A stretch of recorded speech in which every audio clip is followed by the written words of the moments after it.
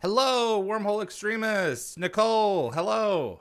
Hello, hello, hello. Evie, hello. Greetings and no! La la La la la. la! Nicole, do you know what we're talking about? No, All right. no idea.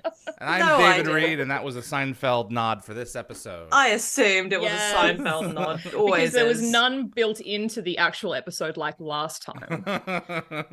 So we've got to make up our own references. Nicole, welcome I'm back happy. from Bulgaria. Friggin' Bulgaria. Bring in Bulgaria. I love that. That's just it, isn't it? It's what it always is. Yeah, it was good. I got bevved a lot. I didn't get sick till I got back. Yeah, I didn't get sick till later, so that was nice. My flight was delayed by 6 hours on the way home. I had a miserable time at the airport. Took off at 4 a.m. Bulgaria time, and then thank God go by air. my boss gave me the day off. Thank God, so that I didn't have to. I could recover. But yeah, it was nice. It was all right. You know, the people were great, and then there were people that were not great. But I overall had a good time. And the food was good. I stayed home, and people were also great and also not great. So I think that's life. It's just like balance. Yeah. But if you could take it back and not do it, would you? That's the question. We'll go to Bulgaria. Yeah. I wished it was a different week because it kind of got in the way of a bunch of other things I wanted to do. Oh, okay. Well, that's a fair response. But yeah, I think I wouldn't mind if it was a different week. I think that was the only thing that was really getting to me. But yeah, it was all right. It was good. You know, I'm not gonna complain. Yeah, and Evie, can you talk about the new addition to your family? Oh yes. So we have a brand new car. Well, Adam has a brand new car. Congratulations! Oh my God. So he has a brand new. Yeah, it is a beautiful blue. So it's kind of like a bit of a legacy car, if that makes sense. So he has the earlier version of the same car. It's a Nissan Z, but he has the Datsun 260Z, which is like the 1975 edition. So he kind of wanted to. Sorry, 75. Did I say 75? You said 65. 1975. Okay. My mistake. 1975 edition. So he wanted to like bookend it by buying the new model, which is now a Nissan, not a Datsun. So he picked that up like 2 weeks ago. Oh, yes, and we took it for a drive down to Dunsborough, which is like 4 hours outside of Perth. It's a long drive. It's a nice drive. It's 4 hours is not long, not in Australian standards. And I can get to Wales in 4 hours. Nice coastal kind of area. Anyway, he's very much obsessed with the car. As he should be. I'm just leaning into it. But yeah, we're looking at like beautiful. Well, I was looking at like the beautiful scenery, and then I turned to Adam, and he's just got like love heart-shaped pupils just staring at his car. In the scenery. I love when him and Peta talk about cars. So I'm sad that like they're not together in this moment to car it up. You know, they would love that. Oh yeah, but they're really cute on Facebook. They're always like, you know, they commented on a few things together. Yeah, it's pretty adorable. It's like, you guys, yeah, you go hang out. Me and Evie will go over here. I'd like to do an episode where we have them both on and watch a show together or a movie or something. Maybe we can do that for like Continuum or, you know. Yeah, I'll talk to Peta. Something. Yeah. Tell him to behave. Oh yeah, so. Will. I think he'd be fine. Yeah. Everyone else faith in my boyfriend. Isn't that pleasant? Yep. By the way, is the stream today live? Because usually I would put up on YouTube so I can see the comments because it doesn't work on my phone otherwise, and it's not coming up. Oh, I've got it. I had to refresh the browser. It's here right now. Yeah. I've refreshed it like 20 times and I literally can't see it. Live. That's what I'm saying. I'm like, no, I know it's live. I'm saying I can't see it. And reopen it. Yeah, I've been tried 20 times. Okay, well, people in the comments, I'll say hello to you in a minute and start reading what you're saying when it works. But yeah. Right. Yes, we've got more viewers coming in now. So I apologize for not making it public. I need to get on doing that better. So, all right. Okay. Images. So, yes. So our episodes this week are New Ground and Maternal Instinct, which for the first time ever, I watched a show this past week. Just for pleasure that coincided with one of our episodes this weekend. I've never done that before, and I forgot this weekend there was going to be Maternal Instinct.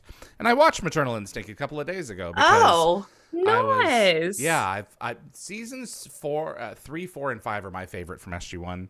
And Maternal Instinct, I think, really begins the arc of much of season 4 and what comes. Oh, so I put it on of and I course, loved it's it. very important. So let's look at it is a good artwork episode. from Adam. Do you guys have your emails up? I do. Yep. Let's pull up the artwork for New Ground.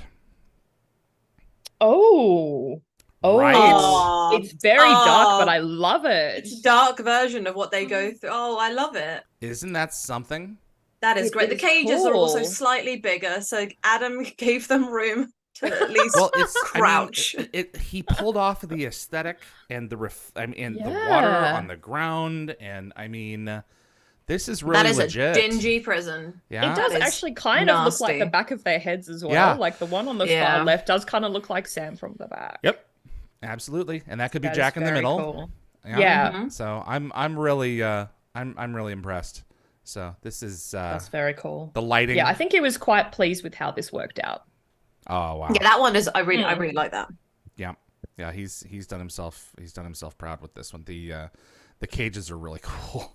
So I was wondering what he was going to do for bird it because cages. I feel like New Ground doesn't have anything particularly unique in its visuals. So it's a bit hard to find something sticking out of a quarry, but other than that, really, there's in the spacecraft. There's like well, it's not a spacecraft. It's a hovercraft, but they have some technology. Yeah. So, all right, Maternal Instinct. You ready? Yes. Okay. Oh, that's stunning. It's like so that's supposed to be Keb, right? It's supposed to be Keb. Yes. I think he pulled off Keb. Wow. I love the colors. Beautiful. I love the lighting. I think it's really, really lovely. Yeah, I'm really into the trees. They kind of look like cherry blossoms. Yep. Oh, I love cherry blossoms. I know. Who doesn't? So much. I love his Shame not to like aesthetic. cherry I blossoms. mean, it looks like brush strokes. I mean, yeah. this is really, really cool. It's beautiful. Yep. Oh, I love it. I love the mountains as well. Great detail on those. You know. Yep, absolutely. Very cool. Well done, Adam. Thank you, Adam. This was good Good stuff. job. Yep. Very well impressed. Done, we got 2 more episodes. It's going to be Crystal Skull and Nemesis, and I'm really interested to see how he approaches the replicators.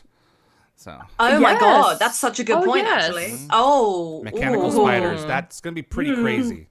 That could be interesting. I don't know if he's started work on those already. He might have. He's kept it under wraps if he has. Well, I'm looking forward to him getting a break as much as we are once we go into hiatus. So I can't wait to see the giant aliens. That just has such a good ring to it. It's so good. Yes. I don't know what Adam's going to choose, either the skull or the aliens, but I'm really looking forward to how that's going to come out. So absolutely, he's going to have this. I imagine him just doing some tests. It's like, no, that's not going to work. Let's go this way. Nah, that's not funny enough. Let's work on this. Okay, I got it. He does spend a lot of time on AI. I know he does. So if he wasn't having a good time, I would feel really bad. Yeah. He always has it generating in the background as he's working. Wow. Beautiful. All right. Multitasking. You guys ready for New Ground? Yes. Okay. Yeah. Hold on 1 second. Yeah, there it is. Got it. Right. So, this is episode 319, and has an interesting premise, and I'm interested to watch it with y'all. Go ahead and I don't love this episode. I'm not thrilled with it either, but I'm interested to watch it with you guys and see how we come away from it. So yeah, I don't watch this episode often, so I'll have a relatively nice, fresher output than other episodes. There we go. I like fresh. Looking forward to it. You ready to go? Yep. Yes. New Ground in 5, 4, 3.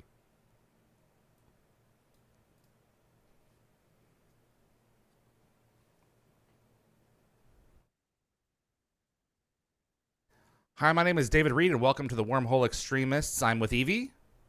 Hello. And Nicole. Hello. And that is Earth.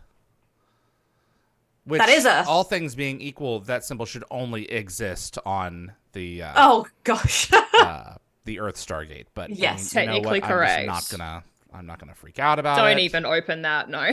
Yeah, exactly. Just notice, guys, there is actually a mysterious third party in this excavation team. So we don't actually see him after this. He kind of yeets away after the first chevron lights up and just disappears. You never see him again, but he's there. Can you see him? Oh, okay, he's just chilling. Yeah. Maybe he ran off. Yeah, he ran off, but you just never see or hear from him again. Like, he's not even acknowledged by any of the other characters. Wow. They're really lucky that they don't get vaporized. Well, yeah, extremely lucky. They do a good dive to get out of the way. Not really a There's Vern. Not really a goof as such, but Vern is saying chevron's locked instead of encoded. So it's not really a goof. I kind of more think of it as like the technician's preference. So, you know, like Walter has made the decision to say Chevron 7 locked, but that's his like own own way of the only Chevron that's locked is usually 7. So, exactly. Meaning that the Stargate's locked. And Sam also said that they just got their first hit on the cold address program, but all the chevrons hadn't locked yet when she said that, so it was kind of a little bit premature. It sure was. Hello, Malp. Goodbye, Malp.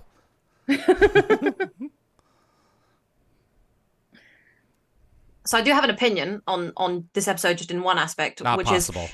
Isn't 2 minutes in? Go for it. Isn't the guy who plays Nyan? Isn't he in Atlantis as a different guy? Yeah. It would have been great if it Mark wasn't Garrow's a different guy. Yeah. I would have loved if he was playing himself because he was supposed to go, you know, work on the SGC afterwards. Who plays Nyan plays Dr. Brendan Gall in season 1 of Atlantis. The Defiant one, I believe. Brendan Gall himself appears as Caleb Miller in season 3 and 4 of Atlantis as well. So that's that's Martin's actual best friend playing a fictional character. And Brendan went on to do all of Martin's shows with him. So wow. Nice. Cool. Well, I was going to mention that a little bit later, but I can strike that off. Oh, no. Everyone needs to make input. Seriously. I was also going to say, I guess while we're on the topic of Richard, is that he is also a well-respected voice actor who's been nominated for multiple vocal awards for his work on a Japanese anime. Inuyasha, the final act, and he also did some voiceover work for My Little Pony, which I thought was kind of interesting. Oh, that's nice. Another planet. Yeah, I need to have this guy on. I really wish we got to see more of him. Yep. Yeah, because he comes back to Earth. Yeah. So well, yeah. He's never to be seen or heard from again. Yeah.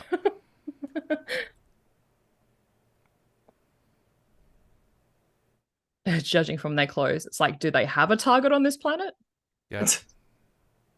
There's no dialer. No, not yet.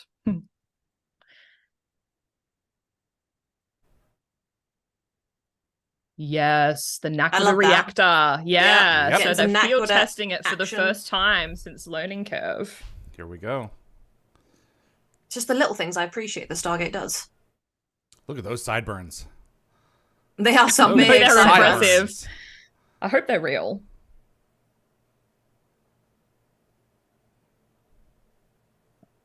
The first thing that came to my head was what, like the Transformer Opticron? Right? Optricon. The Decepticons are coming. Are their enemies, yeah. And this we're seeing that their beliefs are being vindicated through this happening. Mm-hmm. And we can't have that now, can we? No. He seemed to be the only one of his people with an open mind.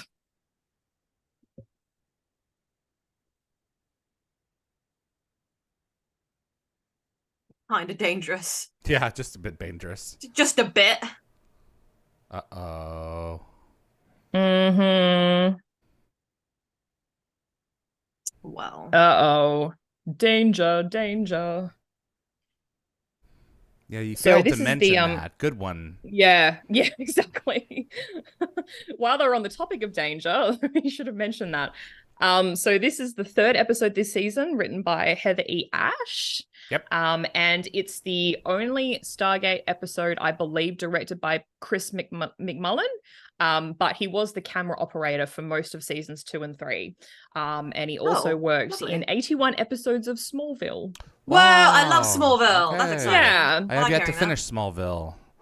I've never attempted Smallville. Yeah. It is really good. And this episode also stars, I believe, Darren Shuttleworth as Commander Rygar. And he returns as another commander, Commander Tiga, in the season 6 episode Cure.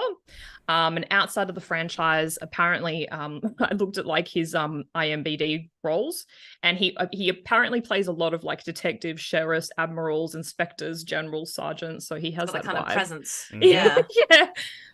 And apparently this is one of the first times that we see the wormhole like midway through. Oh, really? Yeah, apparently. We never even see the team entering the wormhole, or we see like the entire sequence, but this is like midway. And it happens again in the next episode too. Interesting. Okay. And we've also got Desiree Zoralski as Parsi. Yep. And she returns as it Chaska in the season 9 episode Ethon. Well done. Outside of the franchise, she was a ballerina in the 90s. Wow. Really cool. And she's been in a couple of big films. She was in X-Men The Last Stand, Big Eyes, Charlie St. Cloud, and Jennifer Coping as Malin. And this is her only Stargate episode. But like Richard Ian Cox, she's done a bit of voice work. She did 65 episodes of the cartoon series Adventures of Sonic the Hedgehog. Wow. And she did six episodes of the anime Video Girl AI. And she's also an alumnus of the Outer Limits. She was in 2 episodes. Nice. So, yeah. So the Stargate was buried. Yes. I actually really did like how the wormhole was still able to form, even though there was like that bedrock there. I thought that was a really cool effect. Yep.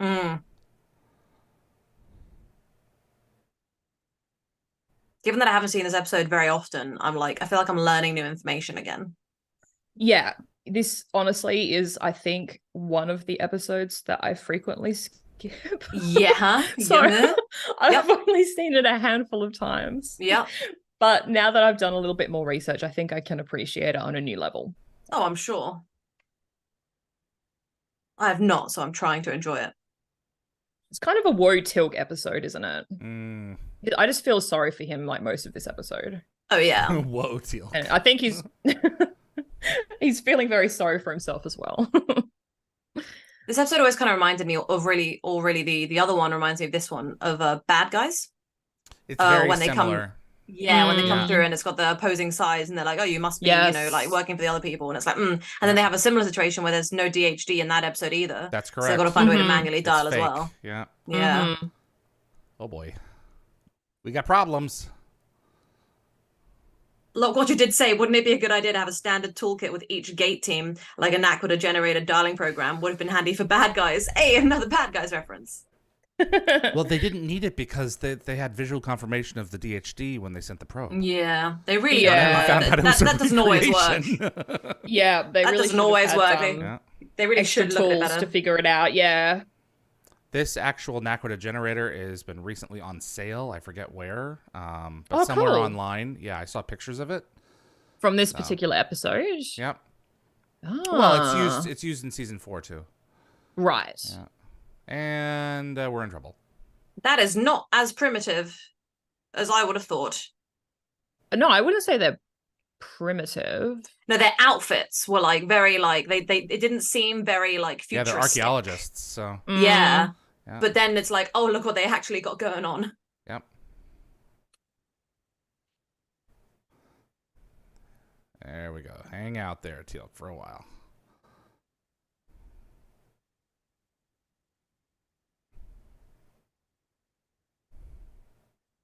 And nuts. So the Bedrosian weapons I was about to say, used by the security force is the precursor for the Wraith spear gun used in Atlantis. That's what I thought. That's I was correct. like, yeah, it's way too similar. They just paint them. Yes, they do.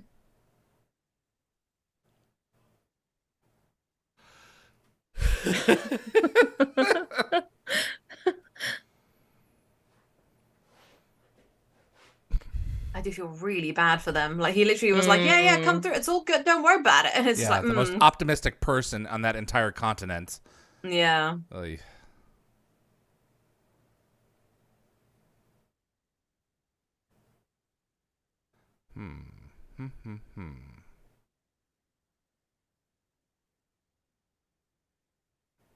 Keep walking. Yep. Mm-hmm. Uh-oh. Oh, his spidey senses didn't pick that guy up early enough. Oh. Oh. Well, that's fun.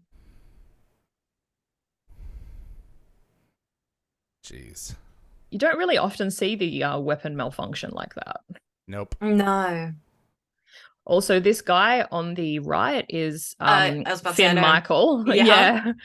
So this is his first of 7 Stargate episodes as an extra, but he is also a stand-in for Michael Shanks. Oh, I did not know that. Nothing. What, Michael Shanks? Yeah. I thought it was Richard Anderson's stand-in person. No. It was Michael Shanks. That would be Bill Nicolai. Yeah. Ah.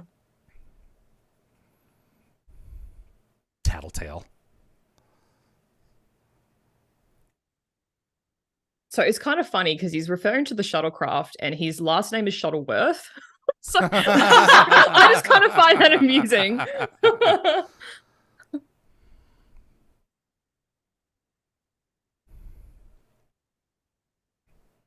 Oh boy. Yeah, he does have a very authoritative aura. He seems a bit angry whenever you see him a bit, you know. He's a bit more pleasant in Cure. Yes.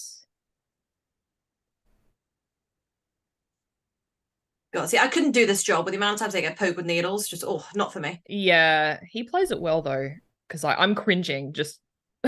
No, yeah, just no, watching I can't do it.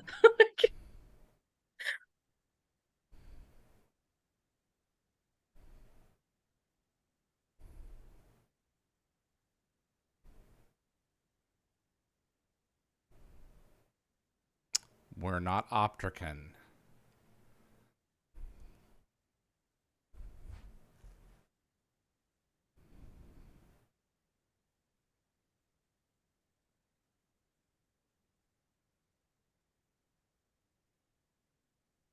But there would be people who would think that.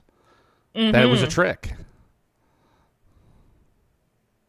Well, he's very close-minded, so he's just trying to justify anything odd that he sees to suit his own belief system.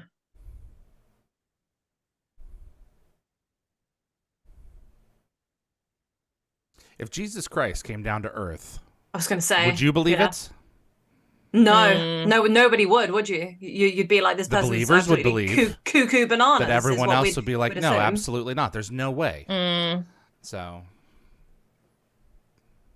the scientific community, I mean, there would have nothing to do with it. So, yeah. He could perform miracles. He could do everything. There are some people who would just be like, nope, lies. It's Optrican fallacy. Oh, sadly, I think I'd be on that team because I just can't. I can't just believe like that. I'd need to be taken down a whole journey of belief before I'm finally convinced. Yeah. Poor guy.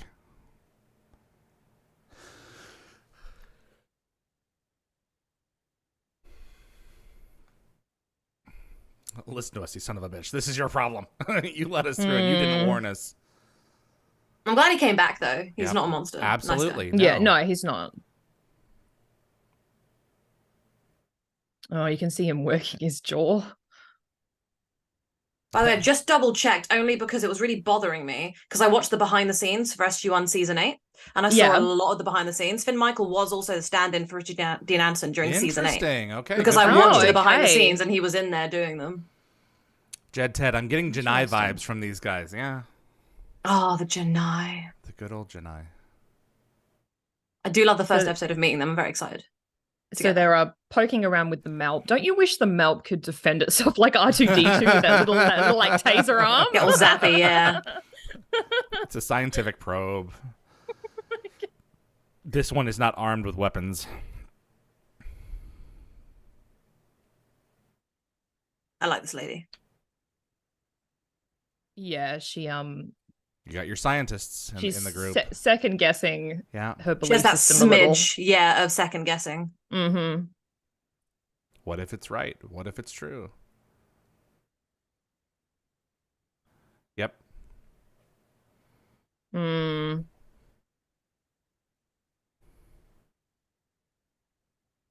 And just imagine, we've not spent our lives believing in science for this, these people to come down from the heavens and say that they are who they say they are. Yeah. And you can't believe in science. It's a methodology, not an ideology, but plenty of people certainly do. So this is a great idea, to be honest. Like, I feel like this episode isn't executed as good as I would like it to be. But yeah, it's definitely a thinker. And I do like that.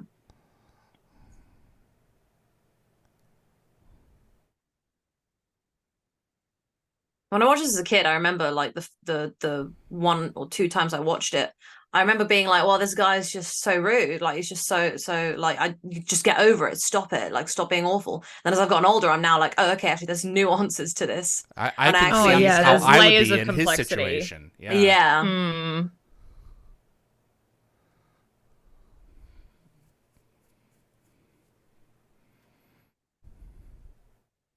So there are no patches on Tilk's jacket when he enters this cave. They just disappear.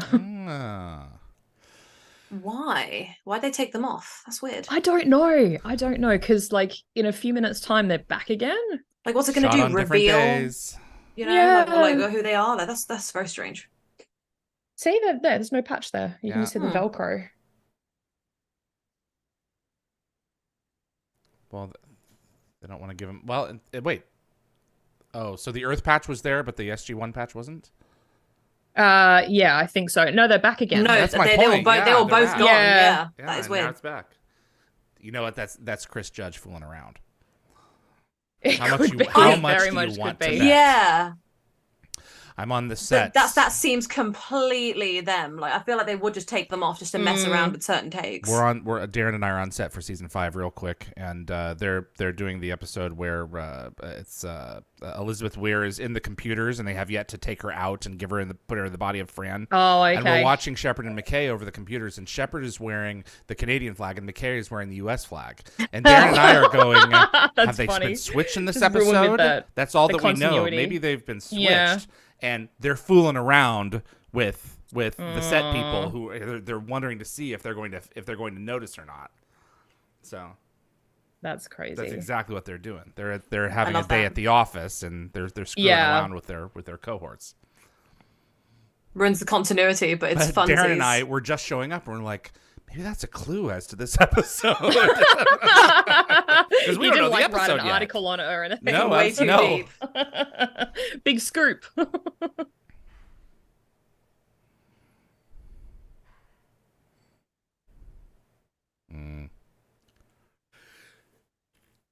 Yeah, you can't handle the proof. I was going to say, like,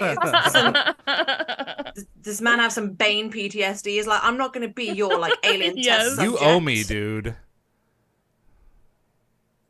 The symbiotes. Nah, don't worry about it, bro. The symbiote's doing his thing.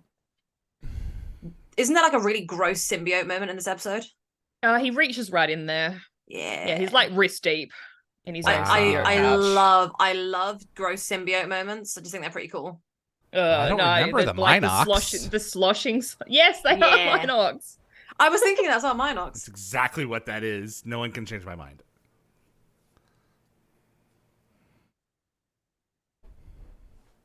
He's having a really bad day. He really is.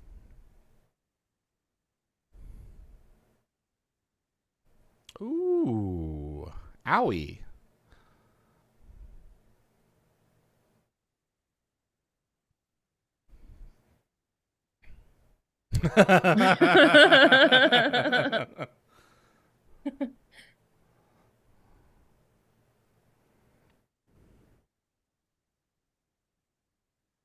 He's really having a bad time.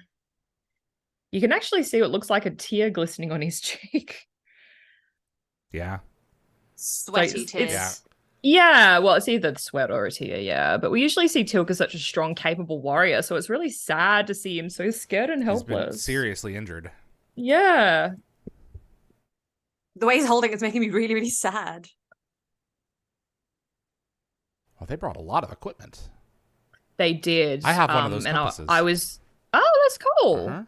That is very cool. I was going to bring this up later. But yeah, they do lose a lot of SG equipment in this episode. That flag in the background is in 2010. Oh, is it? Is it really? Yeah. That's cool. The Ashen went back and conquered that planet. Oh, that is really such cool a cool little throwback. detail. Wow, Yeah. I love that. I love these shots where just the person has changed. So, but the background stays the same. Yes.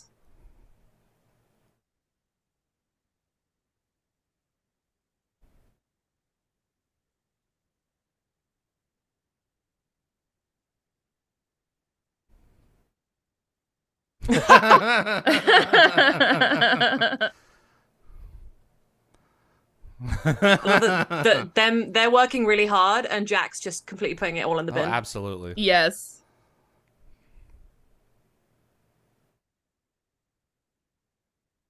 Wow. Worms, giant worms, magic. What a guy. Uh-oh. I've heard this all my life and it is fallacy. Mm-hmm.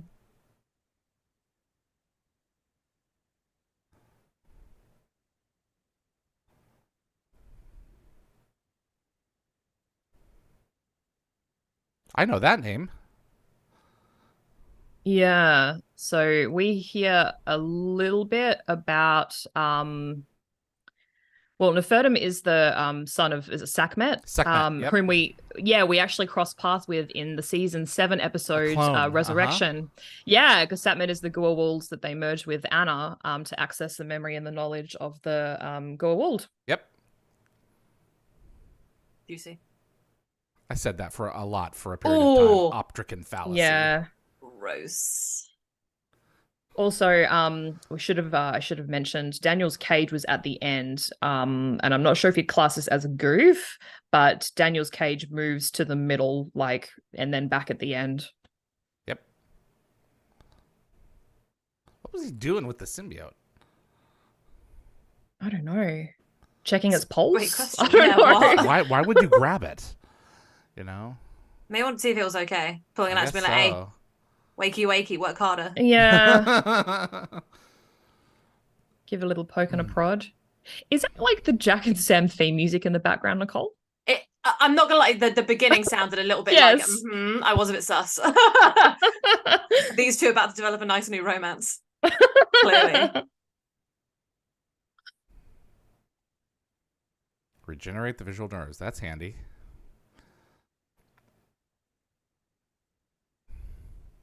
You'll respond faster, probably. Not in time. Genie doesn't work that fast.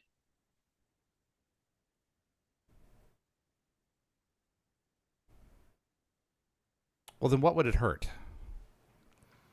Yeah, man's got a point.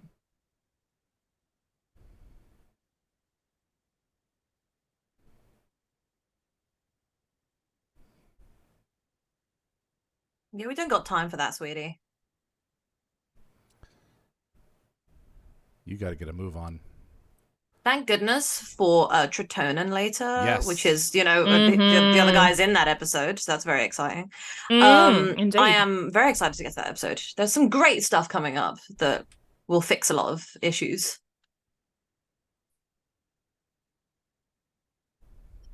So the cage order's changed again. Daniel's in the middle, not at the end.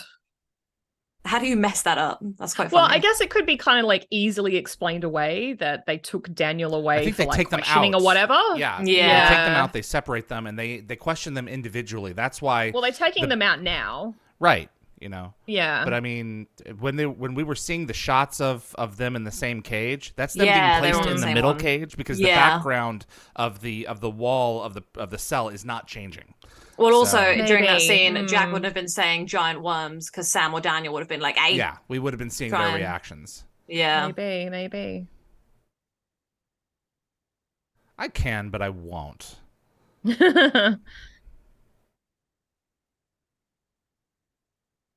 Uh-oh.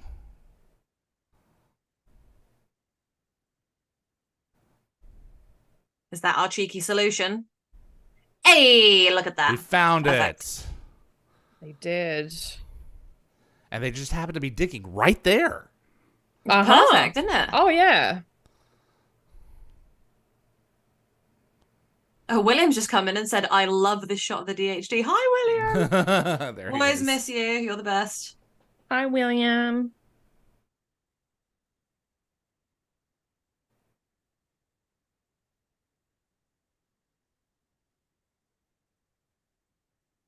Good luck, man.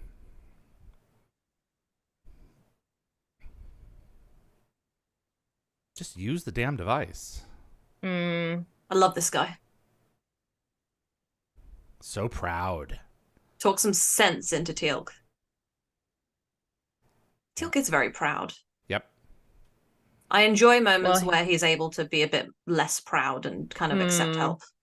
Well, Teal'c can't see sense at the moment, so Nyan has to be a bit more physical. Did you say Teal'c can't see?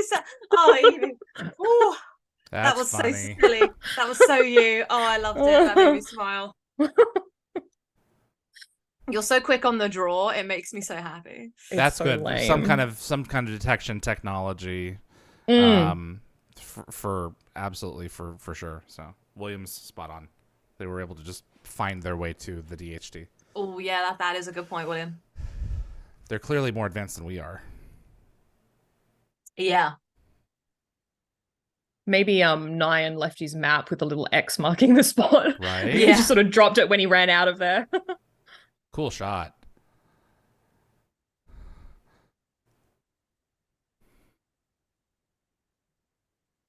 Oh, that just looks so painful. Mm-hmm. Like LASIK eye surgery. Every time I think, shouldn't you like sit him down and like be more like, what if you missed? You know, you're just holding it with your hand and he's moving around. Mm. And I'd put it like right in it, like almost in his eye, just to make sure I don't miss. Yeah.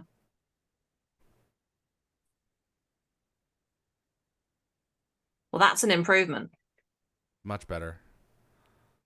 Oh, it's like Han after the carbonite. in Star Wars. Oh my god, yeah. After he's frozen, you know how his eyesight's all fuzzy? Is Nyan gonna kiss Teal'c now?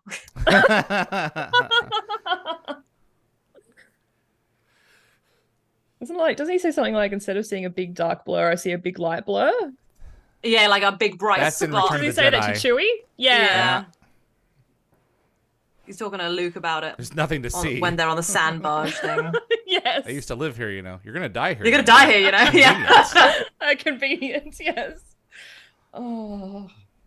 Good film. Oh boy, Oh, yes. the Zat gun.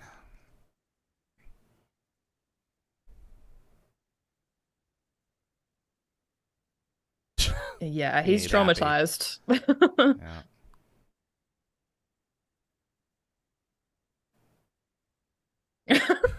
By me.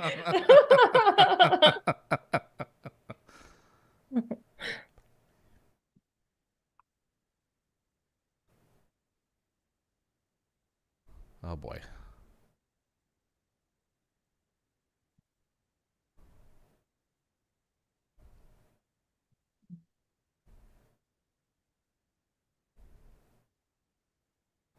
Ooh. I love seeing Daniel mad. Makes me really Mm. happy. Just because it's so different. Although it becomes quite commonplace in like the last two Oh, seasons. don't I know it? Don't I? It's my favorite thing. That's why I love it so much.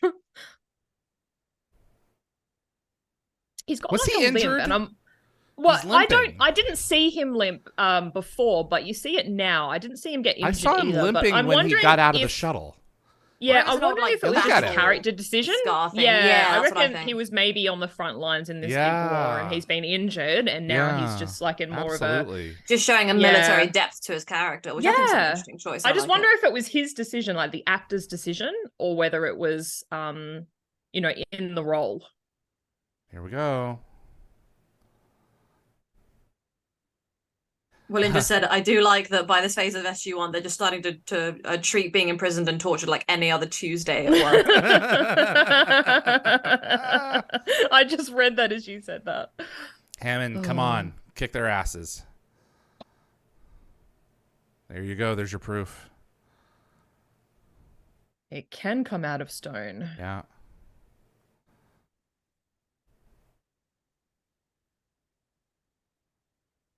I love what you said earlier. At least it was just Teal'c's eyes. It could have been worse. He could have had a giant bug on him. Yes, the bane of my existence. Ha ha ha.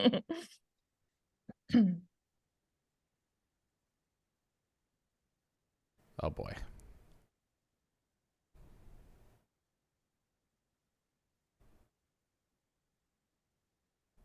Right.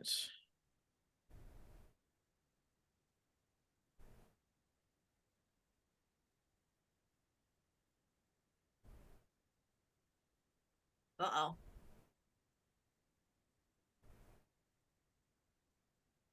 That's very threatening. Mm. Oh boy. Mm. Whenever this kind of stuff happens, I really want the people that don't believe to just go through the gate to, like, you know, try and encourage belief. They'll just take more prisoners. They'll sooner believe that they've managed to develop a technology to move people from one continent to another instantaneously.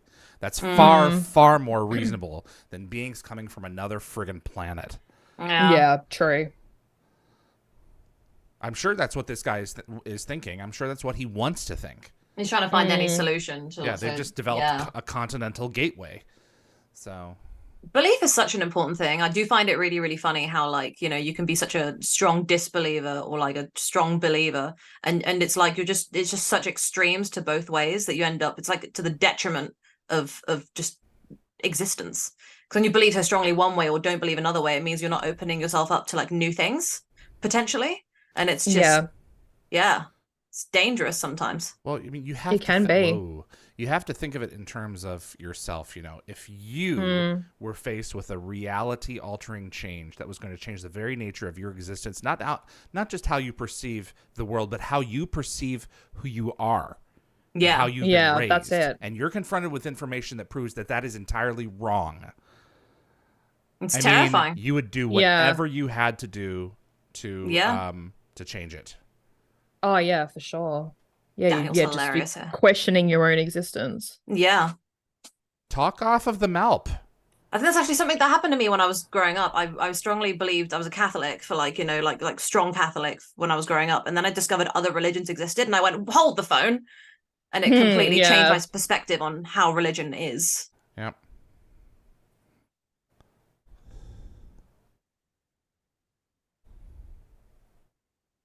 Ugh, that cheeky Malp. That's so slow motion. Cut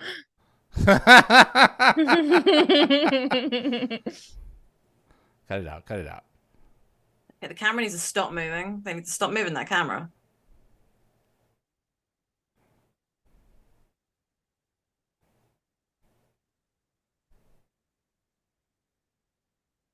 Oh boy. Oh, I love his authoritative voice.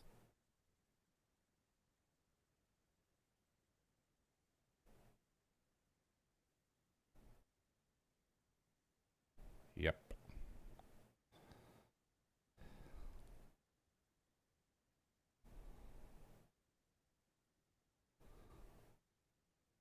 Lock what you just said like what Hammond should say, please stand closer to the gate and we'll call you back. Yes That is wonderfully dark and that made me smile. Just doing what we can with what we got. Mm-hmm. So can they ambush?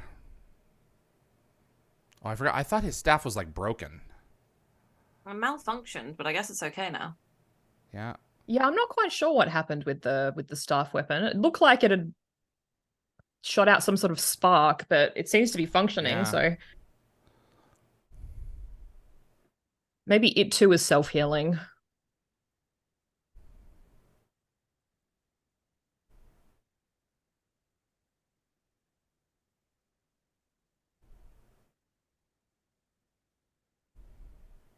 Good job, my dude.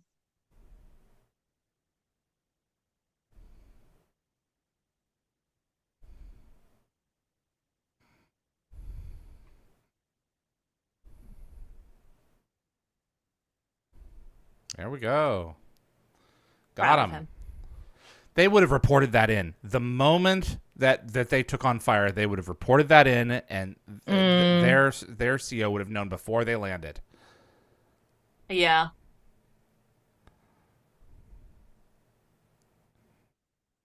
Unless they're really stupid. So, which is possible, I suppose. I was going to say, yeah.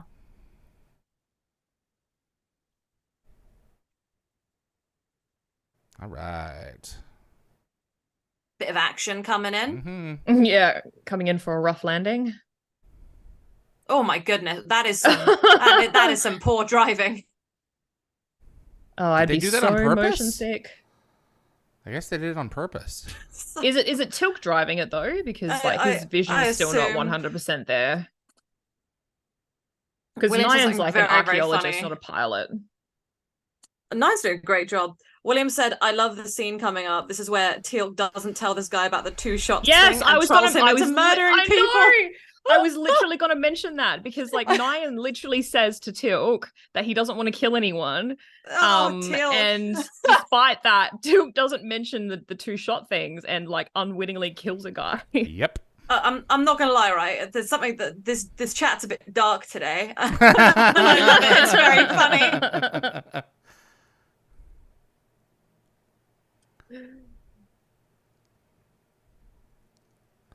Ah, dang it. Get to the DHD. The sound it's making when the shots land on stuff sounds like when the wormhole's about to open. Like that tiny bit of sound just before. Yeah. Dude! Well done. Yeah, he did. How'd he kill him? He just double Two shot. very Did he? close let it make shots together. Yeah. Yeah. They could have really easily just with the sound effects made it one shot and make him not a murderer. This does not bode well for Teal'c. Jacob said the pilot was distracted by beautiful British Columbia mountains. Oh, Canada. That's funny. Daniel's got his glasses. Whoa, that was cool. That guy took a flip. He sure did. Yeah, the guy that went backwards into the boulder that moved. Yeah. And those rocks don't even shake from those hits. Dial Daniel. So he's lucky that there's like a bit of a foxhole there. Yeah. Yeah. Because Absolutely. that provides him like some natural cover from the weapons fire.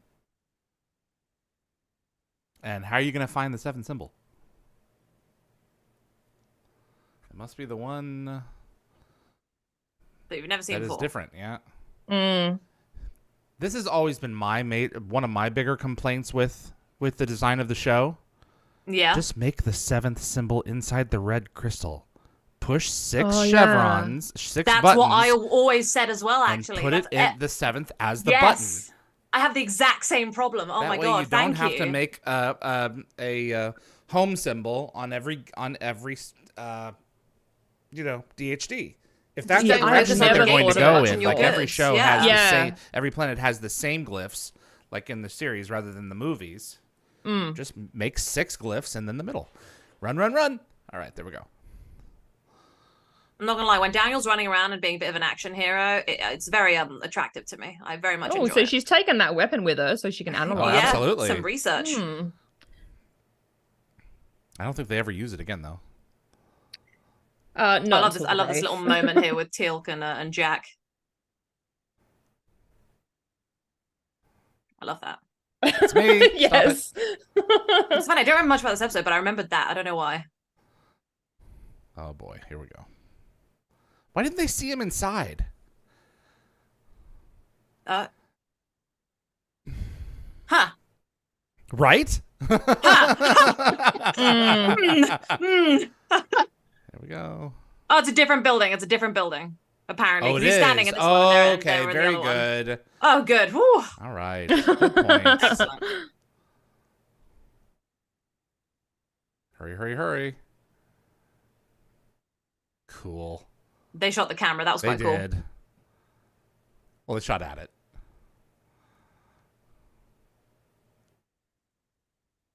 Oof.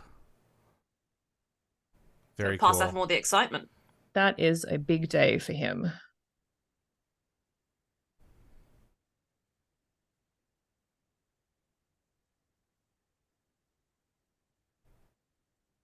I really want to see this guy, like what he's doing with his life. You know, I hope he's got like a wife and kids and he's just living that life, you know? I'm praying to defer to him no more.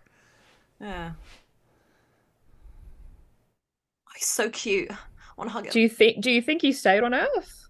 I hope he did. I think so. When I watched Atlantis, I was like, thank God this is not the same guy, because he dies in Atlantis. So I was like, yeah, thank God. It would have been so easy to do that, but they would have had to have paid Heather Ash residuals. So right. Is that literally it? Yeah. Well, no. The fact of the matter is that the actor was hired for a character rather than saying, well, okay, let's go ahead and make him the same character, which they could have, like they did with David Hewlett and Rodney. Yeah. It's just he came on to be that character. So, but they have done that before, like with Merlin. Yeah. Merlin retconned, became Moros. Yeah. Later on, because it was the same actor.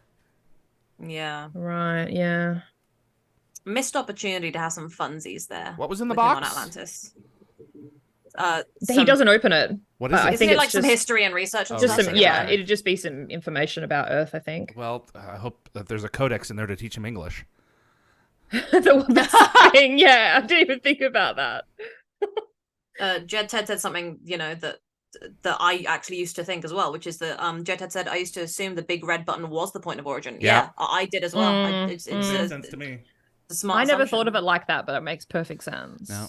Yeah, you've got on the Gamekeeper planet, you've got that symbol, and Abydos, you've got that symbol, you know. And then obviously the original Earthgate in Antarctica, that got that symbol, and I think those are the three. So I wanted to quickly go through the list of the equipment that SG-1 had to abandon. So 3 GDOs, a Nakoda reactor, a portable dialing computer, a MALP, a ZAT, 2 submachine guns, 2 M9 pistols, 3 combat knives, 6 fragmentation grenades, Teal'c staff weapon, 3 magnetic compasses, and 3 radios.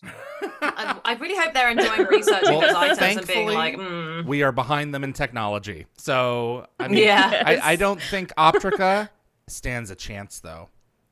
I really don't. I think they'll give this as more justification for them to absolutely go scorched earth on their enemy, because they think that they've retreated. Those people have retreated back to their country. So maybe not, though. Maybe they'll bury the whole incident, but I don't know.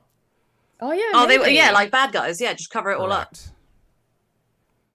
Yeah, that was New Ground. Thanks for sticking with us. What an episode! It was certainly an episode. It was certainly an episode. I love it when we do that. I love when we That's watch a truism. It isn't great. Yeah. We always just go with certainly an episode. So yes. That's funny. Definitely not one of my favorites. No. But as I said before, I have learned to appreciate it from a different angle. Yeah. So, yeah. All right. Should we start going around the room seeing what everyone thinks?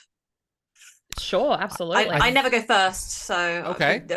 I honestly need help. David, you go first. You started saying something. Please. You need help coming to your decision? Yeah.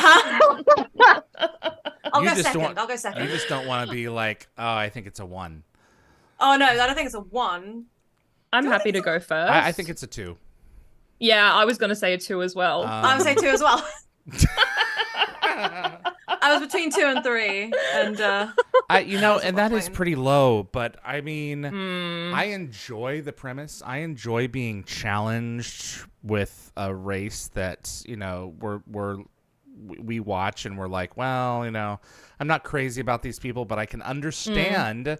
If I'm perfectly honest with myself, I can completely understand where they're coming from. Having a golden calf that you worship, any golden calf, a religion, a science, a belief system, and to have it be challenged, I think we're all looking at this going, I know people who would behave just like this. And it's like, hold the mirror back on yourself. How much are you I mean, that's what I'm like saying. this? Like I would definitely have that reaction if, like, as you said, if Jesus came a walking, I'd be like, shut up. That's not you. Yeah. Like, liar, crazy person. And he's performing miracles in front of you. He's making walls of water appear. I'd be like, nah. Yeah, illusion. where's the strings? I can see the strings. Yeah, literally. I like how the episode challenges my preconceptions about what I believe to be the truth based on my own reality of and body of experience in my life. Yeah. You know what? Which I think is super important. It's almost a 3 for me. Yeah.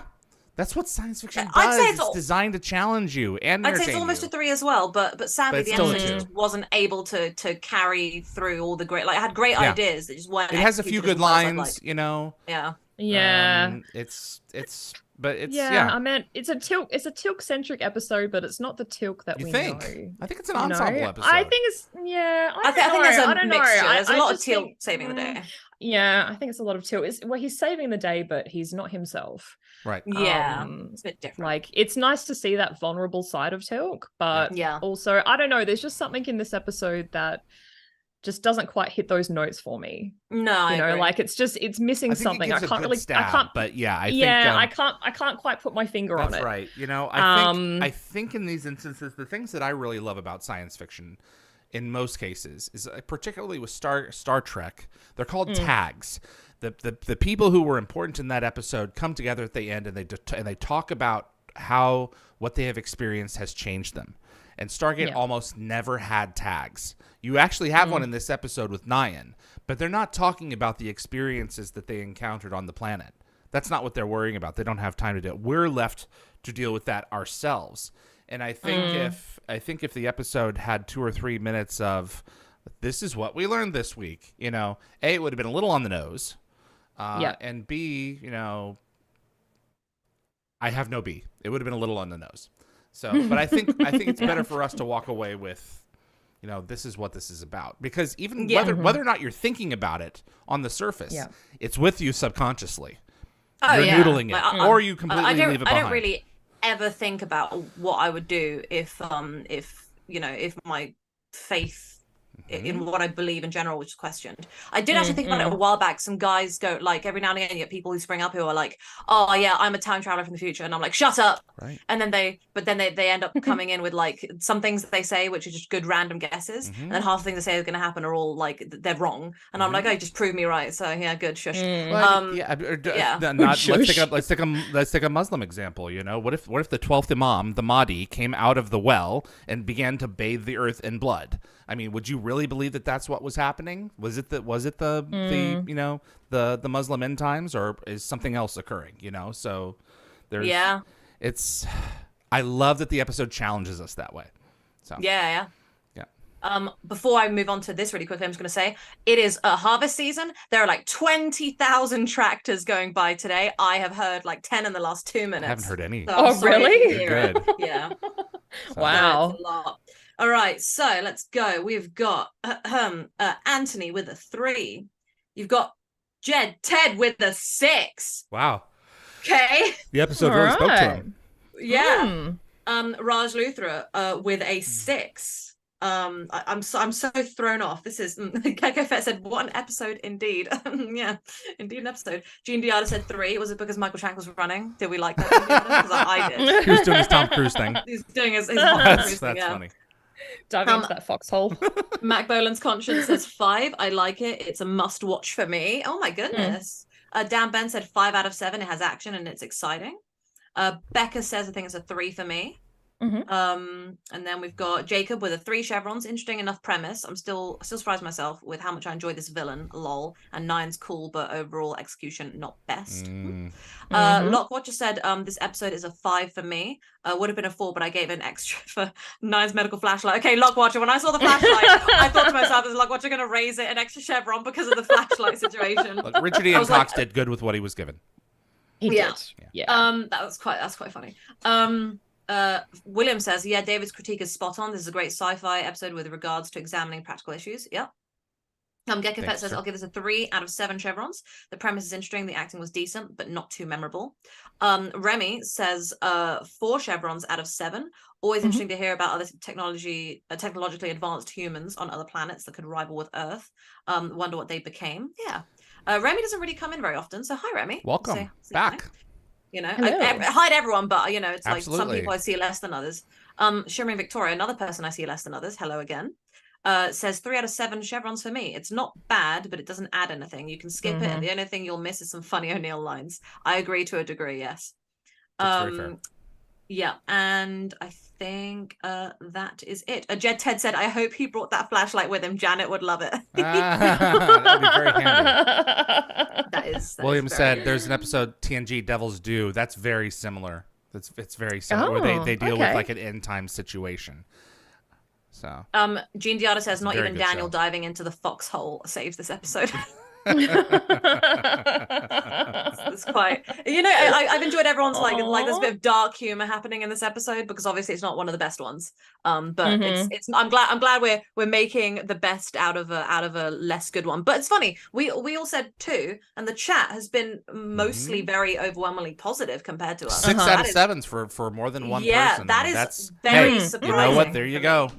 That's the great thing that I love about sci-fi is that everyone can take something out of it that hits them in a certain way and resonates with them. It's like when I argue about, like, you know, like about, say, like the Star Wars films or like the Stargate episode or Battlestar Galactica. I'm like, yes, let's argue about this because we have such different opinions. I love it. So, but it's nice to agree at the same time as well. I think that the 3 of us are quite different people. So to have us all agree sometimes is very nice because it shows like where we have like mutual understanding and appreciations of each other's opinions. Devil's Due. Dan Ben is bringing up Devil's Due as well as William. It's season 4 of Next Generation. If you have time, go and watch it. It is a very well executed type of episode that's similar to this.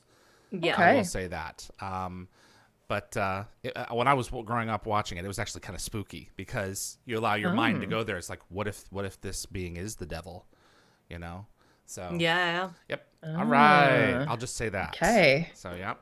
I'm not great with devil things, so. Oh yeah, I forgot, Yvie.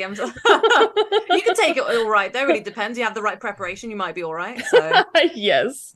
Book of Mormon. I was so nervous about watching it because I was like, oh, I don't know how Yvie's going to take this one. And then Yvie's like, oh no, I'm so ready for this. And it was so a lot. funny. It was a lot. So I forgot that we saw that. Yeah. You guys ready for Maternal Instinct? Always. Yeah. Yep. All right. Yep. Let's go ahead and pull it up. This is one of my favorites. I really like this one. I'm really looking forward to watching it with everyone. Maternal Instinct, everyone, in 5, 4, 3.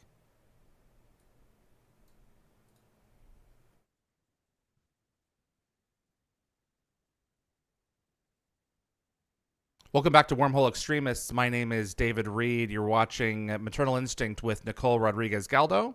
Hello. And Yvonne Cahill. Good day. Greetings. Straight out of the gate, I just want to say hello to Chief from Battlestar Galactica, one of my favorite characters. Yes. If not my favorite from Battlestar. Yes. And this is actually his first of 2 episodes. He returns in Redemption Part 2 as an unnamed Jafar in season 6. And Anubis Jafar. We also learned that Braytak's GDO is designated Special Code 2. That's correct. Do you guys think that Special Code 1 might be the Tok'ra? It's entirely possible. Yeah, it makes sense. Yeah.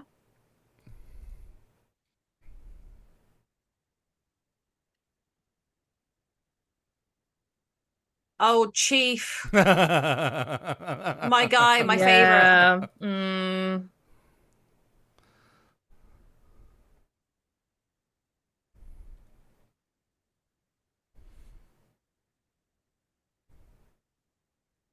Oh. Here we go. See, this is the second time that he's rung that bell. Yep. Yeah. Because he was telling SG-1 that Apophis was still alive in season 2's family.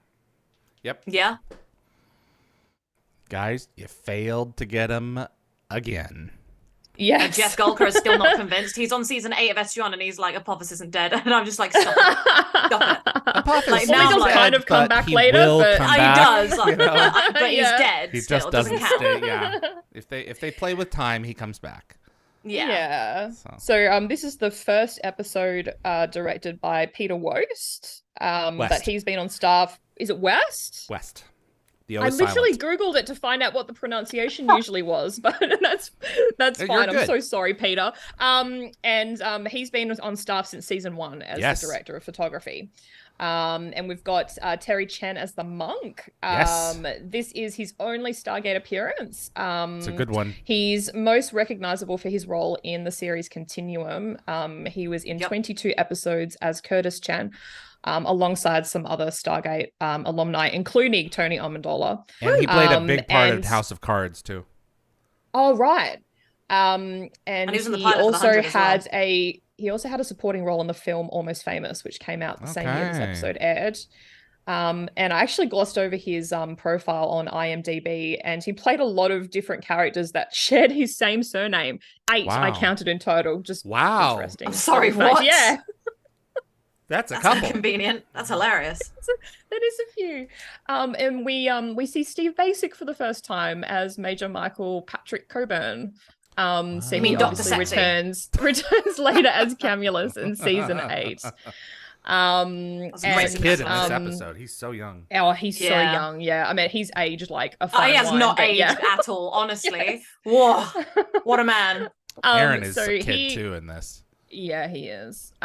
So Steve Basic appeared in 45 episodes of Andromeda and played his own distant grandson alongside Stargate alumni Alexa Doig.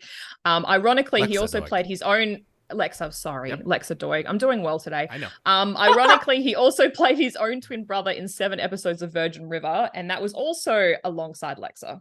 Wow. So that's kind of cool. Canada. I just found out that he originally auditioned for Tilk because I'm a little bit behind on David's other channel. It's all good. I'm sorry, Thank you for what? working on it. Yep. What? Steve Basic auditioned for Tilk. What? Okay. Not Steve Basic. Wow. Camula. Steve. Is this Steve Basic? Yeah, Steve Basic. Okay. Yeah, Steve Basic. Yeah. I had an interview with Steve Mackay, very close to proximity. Now I've stuck them together. You did. Yes. And Chief, no. Hello, Chief, and goodbye, Chief. Yeah. Yes. I'll see you on Battlestar Galactica, my boo. So Braytek's gonna go on about how he wants to retire again, but he's about 7 years out from retirement. Yep. I love Braytek so much.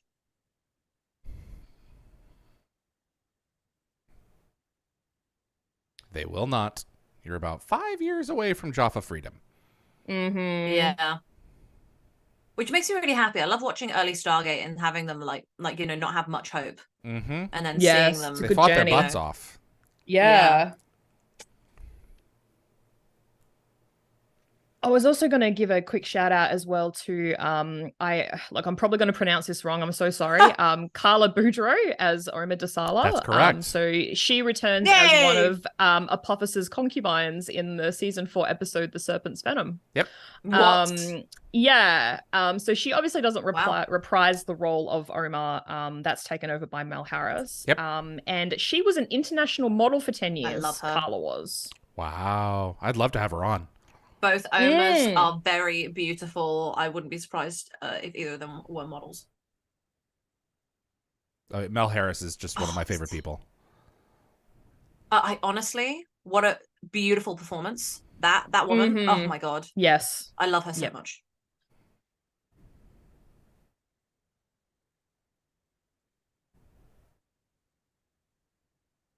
So Amanet went back to Abydos, took the baby, and then hid him from Apophis. Is that what happened? I don't think they're very clear. Yeah, because Shari knew. Because they her dad's like, she took the child, and then Shari is like, Keb, like really, as best she can. But how did she know? Yeah. How did she figure out that it wasn't Harrower who took the child? Yeah. I don't understand. I feel like maybe she had an epiphany. I'm not sure about that one. Maybe she had an epiphany. Because Teal'c played Jaffa of Harrower, so. I feel like maybe they bumped into Harrower at one point, and Harrower was like, "I didn't do it." I didn't do it, and then maybe Apophis' spies were like, "We can confirm he didn't do it." But Amenet could have just handed Shifu right over to Apophis, and she didn't do it. So Amenet had her own agenda here, is I guess what I'm trying to get to. Yeah. Anyway, we're talking about Keb. Yeah, well, my question was, so I know it's just a plot, but Daniel has known about Keb for a while. Why didn't he ask Braytak about it sooner? Like, Teal'c's knowledge is extensive, but he doesn't know everything. And as Braytak says later on, he's been dreaming of Keb longer than Jack has been alive. So I think Daniel may have made the assumption that Braytak taught Teal'c everything that he knew. Everything, maybe. So. Potentially, yeah.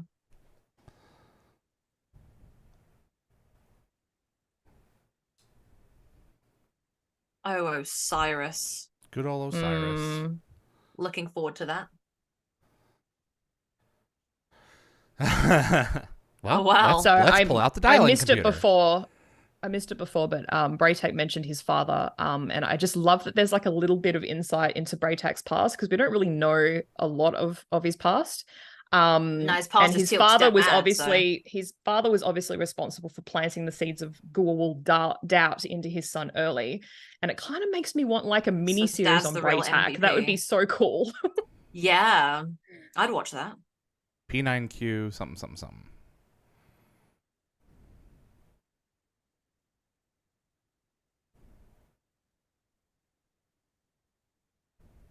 So the gate pot. The dialing computer is organized the planets by region in the galaxy. Yeah. So I just tried to make a Brooklyn Nine-Nine joke, but wouldn't have sorry. No, darling, I said gate pot, and I was like, oh, should it be Bing Gate? You know, like Bing Pot from Brooklyn Nine-Nine being a combination of bingo and that was so obscure. That was so obscure. Went straight over my head. Hold on, I'm now going to say what you are in a Brooklyn Nine-Nine reference, which is, why is no one having fun? I specifically requested it. So, it's Captain Holt. Brilliant. That's cute. So you've got midway through the wormhole again. Yep. What is up with these midway wormholes? Yep. Midway space station, though. That's a great time coming up. We don't need to see them leaving through Stargate Command. Let's just get to it. Steve Basic. Yep. Look how cute he is. Look how young he is. That is a handsome man. He was a good time on Dial the Gate. I really enjoyed having him. Yeah. I wish I spoke to him more at GateCon, actually. I spoke to him a tiny bit. I feel like with your Virgin River obsession, you should have spoken to him more. Really I did try to speak to him about Virgin River, but he kept on telling me it didn't matter. So it didn't matter. Yeah, I was asking him about his character, and then he said to me it didn't matter. So I was like, okay, that's fine. Well, he wasn't crazy about it? Yeah. Okay. Interesting. Oh. This is our first indication that Braytak's nearing the end of his life. Yeah. Yes. So, I love his scenes with the monk. And that they are have great. To abandon the symbiote if he's truly going to achieve enlightenment. So I love how Braytak and Teal'c are identifying the number of Jafar that have passed using their footprints. Yes, they're playing this what game. The Jafar could have learned from the Sand People in Star Wars, because they always march single file to hide their numbers. Yeah. That's what literally that's it. I was hoping you were going to make that joke. Oh my god, Yvie. Those damn Tusken Raiders, those pesky people.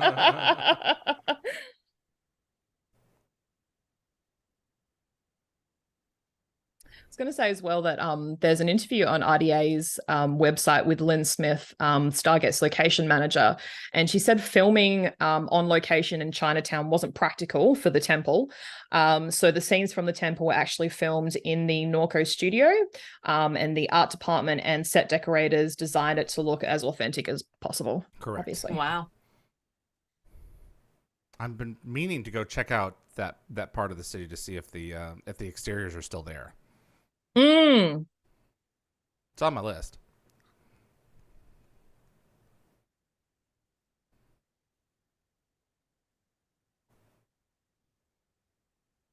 What they found? I forgot what they found. Is it like burnt they bacon find Jaffa? Is that a bird? a Jafar well done. Oh my goodness. And a crow. Yeah.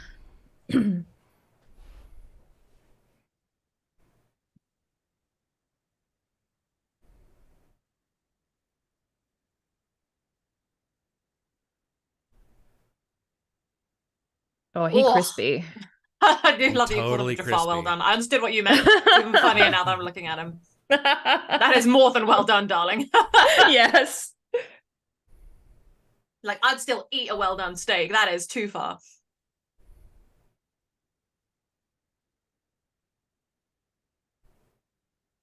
Mm.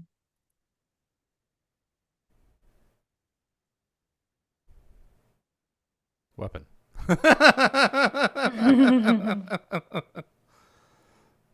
Jed Ted just said, funny that you're making a Tusken Raider reference given that Tony Amendola is now a Jedi. That's true. Oh, and there's the woman.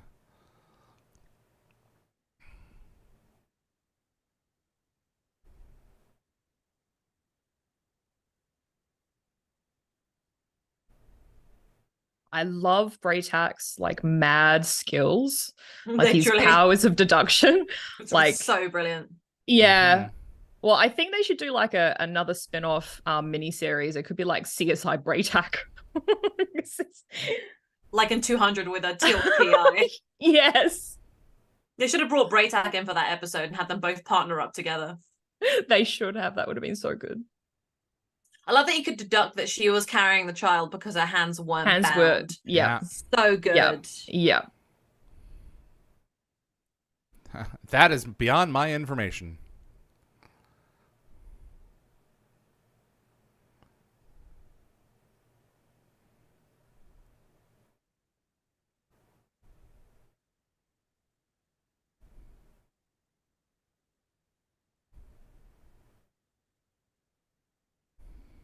I always found it interesting. Like I'd like to know more about Keb in the oh my, that's a loud tractor.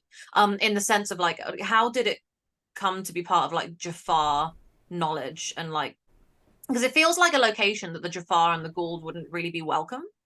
So it seems really weird to me that they cross over. I don't know. I cannot say. But apparently some Jaffa at some point visited there and told the story.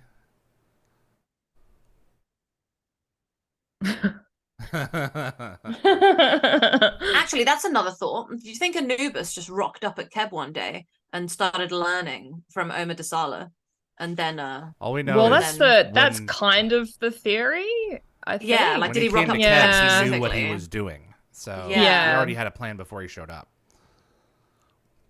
I find it strange it should stay here and continue kind of like helping out the Gould after what happened last time with Anubis.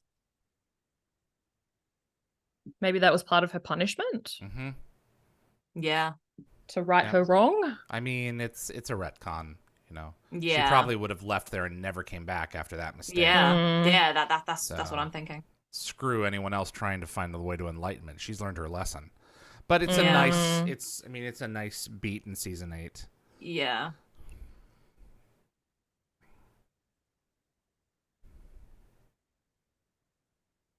Nice insert shot.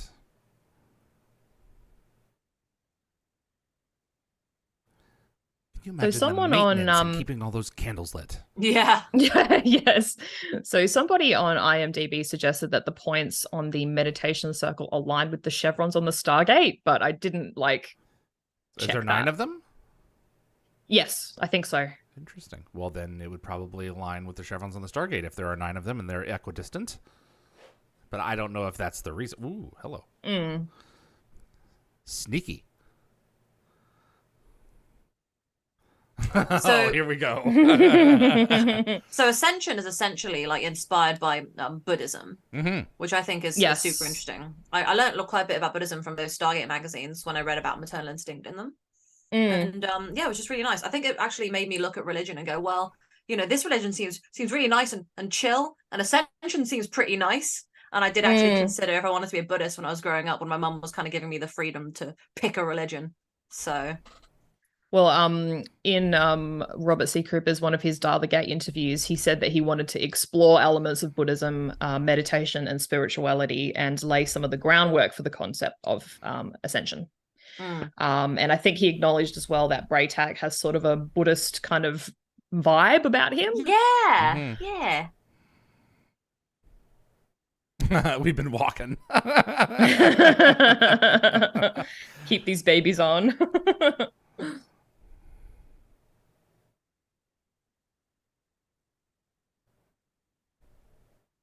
Jean Diata said, when do we talk about the baby having to be ascended, aka dead, in order to be with Oma? I have thought about that, because usually ascension happens when you shed your body, but like that is a baby that's going to grow up and become a whole person. So I don't think you have to die to ascend. It just seems to be the go-to. Like, people only seem to ascend when they die. Yeah, because it's like it's a dying of the physical form. Well, it is a shedding of the physical form, for sure, but I don't think you necessarily have to die to achieve that. Like Adria, she ascended before she died. She didn't have to die to then ascend.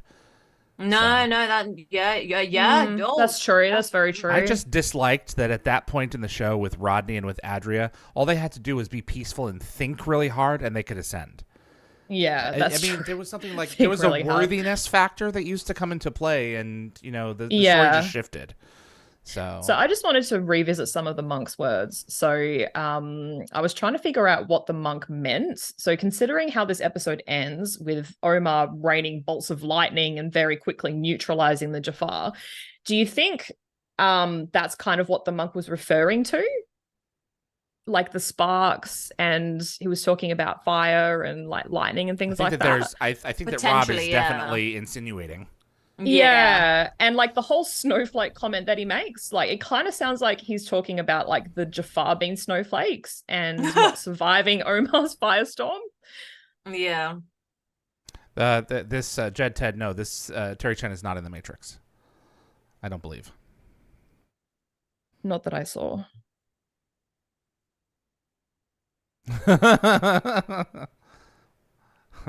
We'll just listen to the way he's talking.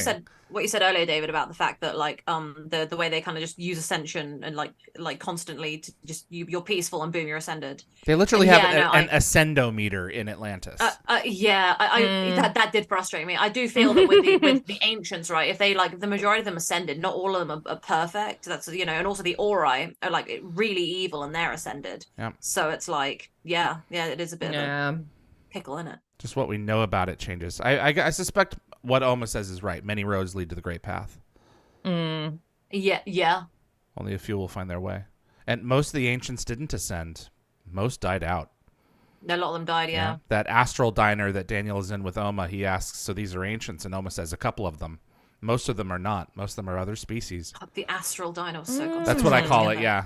What was written like that on the newspaper. Yeah. I just think Ascension's a really neat concept, and I'm glad that Stargate did it. As also I always found Ascension to essentially just be like the way that Stargate does religion. It touches on it in different aspects and different mythologies, but I feel like Ascension is essentially the core Stargate religion. Everyone, like most people in the show that you come across by the end, is trying to hit Ascension, and it's essentially just going like, I'm not overtly Christian, but it's essentially Christianity. You want to go and be in heaven, and it's kind of like that. Find a higher state of being. Christopher Klug, who was the game director for Stargate Worlds, he wrote, and I've got it somewhere, and I need to find it because it's amazing. He wrote like a brief, and gave it to Brad and Rob, and basically said like, this is how I interpret what it is that is Stargate, and it is like all roads lead to Ascension, Yeah. And Brad and Rob are like, yep, that's basically it. You can interpret it that way. And yeah, it was the foundation for what much of Stargate Worlds was supposed to be. We're all going to go one day, and so Ascension would be a lovely idea for everybody. Of course. It's so much better than just blinking into nothingness. It's I mean, it's so much better for there are statistics that say that people who believe in an afterlife are substantially happier than people who don't. So I agree. Because I think they've got a second chance. I want there to be an afterlife. So it makes me happier to think there is one. The older I get, the less and less I believe. I'm pretty much at like a 10% belief now in my ancient ascension meter. It's really low. I would not accept those boots. Tony asked them to make him those boots. So okay. Normally the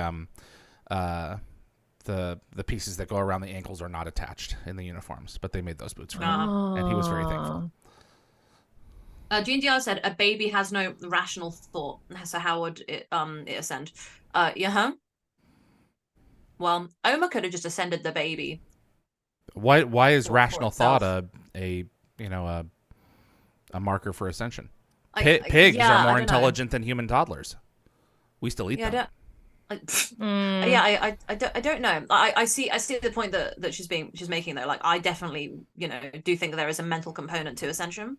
And there's like definitely a level of like purity and thought that you have to put into it. But yeah, it's a weird can of worms. I do feel like Oma just forced ascension on the baby. Like kind of went, hey, Oma ascended the entire Aberdonian race. That's what I mean. So maybe she ascended the baby, and then it's all good. So I'm not sure if I believe that the baby was ascended.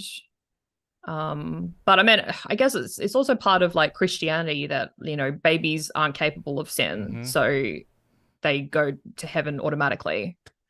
Yeah, Orlin was able to take a human form, pass through solid matter at will, and turn himself into the glowy version of themselves whenever he wanted.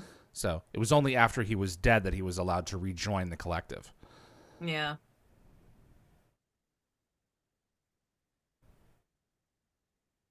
Roger said, Buddhism is technically a form of a type of philosophy. Yeah, technically. I guess I studied it in religious studies, and like to me, it's a beautiful approach as its own religion. Yeah. So we missed the monk's line about the candlelight being fire. So Daniel repeats this line to Jack in Abyss in the 6th season, and we also hear it repeated by Replicator, emulating Omar in season 8's Reckoning Part 1. Yep, that's right. A classic Stargate line that we still don't fully understand what it means, and I love it. I don't think it's meant to mean really. I think the way that I always took it was that means what you want it to mean. Well, and Daniel says no, it's not. That's his response to Replicator Carter disguising himself as Oma.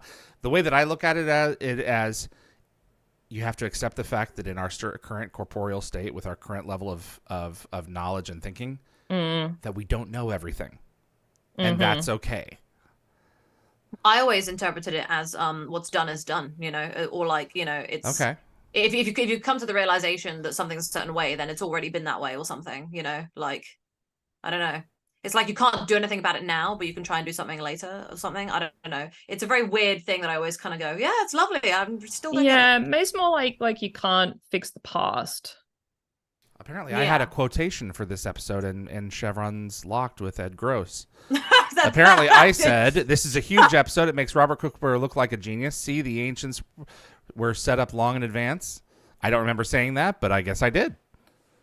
It's in print. Go read Chevron's Locked. I pre-ordered that book, by the way, and I got an email today saying it was cancelled, my pre-order. Yes, there's an issue with the European sales. So. Oh, no. Yeah, I was going to try and get hold of a copy as well. One of the folks at GateCon are dealing with that as well. Okay. Oh my god, I love this.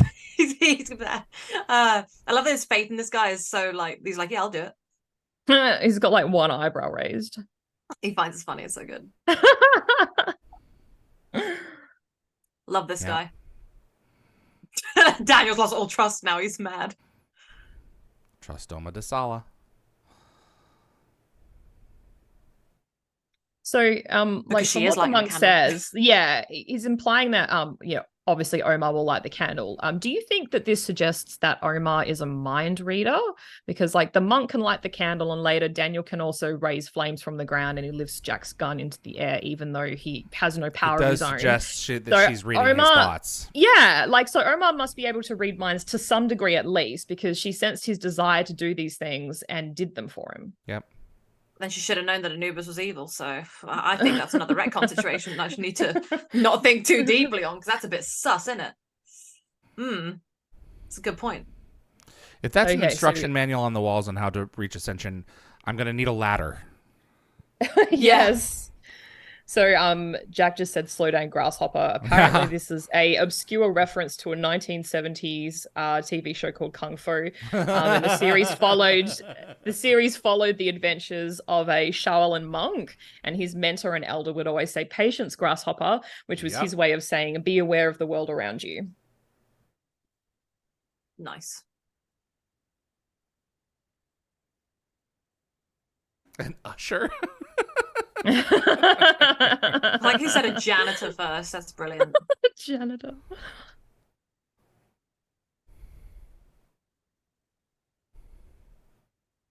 I think it's interesting, you know, he was told automatically, believe that Oma can light the candle, and then through most of the rest of this episode, it's like, I did that.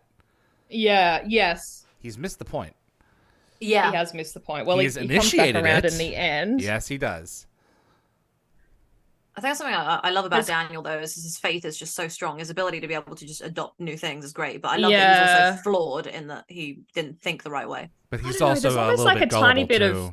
I was gonna, there's also like a tiny bit of arrogance, maybe, and it just kind of reminds me of what happens in is it Absolute Power? Yep, and Torment of Tantalus. Yeah, these are similar journeys for him.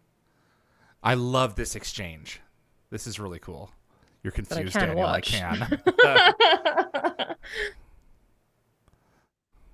So someone online said that you can see the strings, but I watched this scene numerous times and I can't see it at all. I'm looking for the strings. I can see some. I cannot see the strings. No, they would have painted them out. Yeah, I can see some blur around the weapon where they've like painted it out, but I can't see any strings. Oh, it's also probably the compression of the file you're watching. Keep that in mind too. Yeah. So, yeah, that's rig removal. If there's cables in shots, they go in and they digitally erase them. So, although they forgot with that, I think it was the 5th race with Asgard. Yes, you can see the strings. Yeah, yeah. Most of those wider shots have a lot of digital erase in them. Mm-hmm. As long as nothing interferes with the background, you've got a clean element to work with. Mm.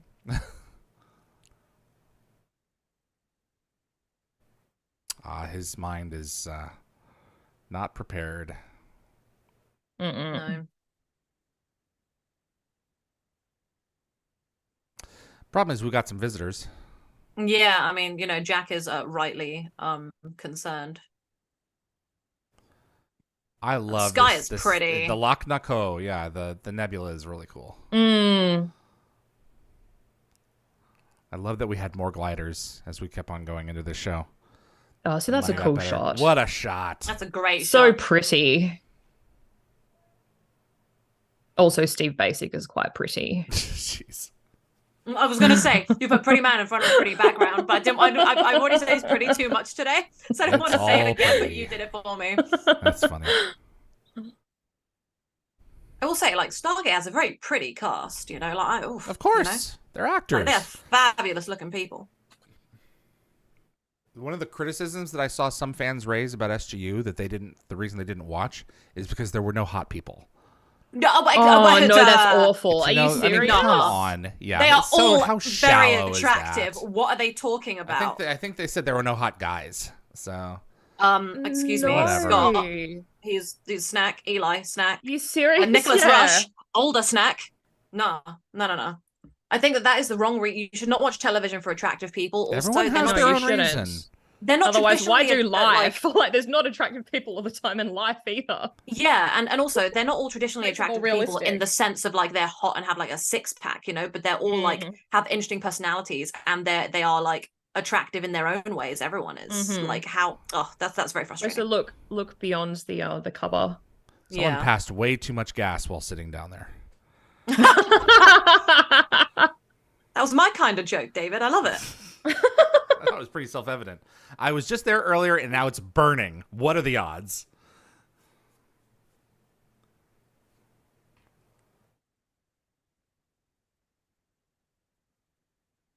Are you jealous? You're confused?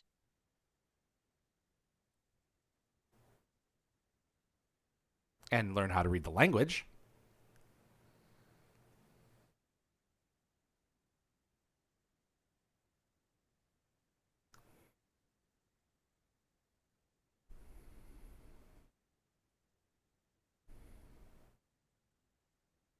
I love that a few years from now that they're like, they fully believe and understand all this.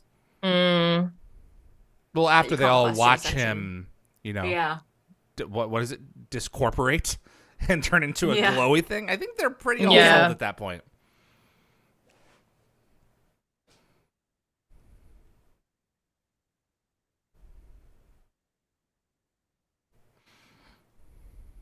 It's a good thing Apophis himself didn't come. He would have been turned into burnt bacon. Based on the earlier comment, Yvie, that you made, Jed Ted said, I thought one of the biggest critiques of SGU was that there were too many hot people. That's what I thought. It's very bizarre to have it turned on its head like that. I always found the CGI for ascended beings to be a bit weird. It's definitely different. It's quite hard it's quite hard to do. They were apparently, some of the harder things to create because they are their own light source, and basically they have to paint around the light source to create the object or the being, the person. And you can't just make a ball of light, 'cause that'd be weird. Mm.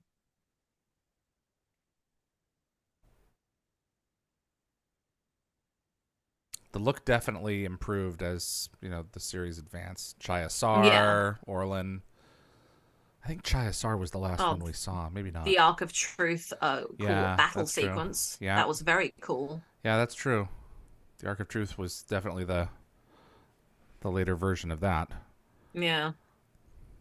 I did like the Adria's version of like Ascended, like the Ori Ascended fire. being form. It's just fire. It's so cool. What a great idea.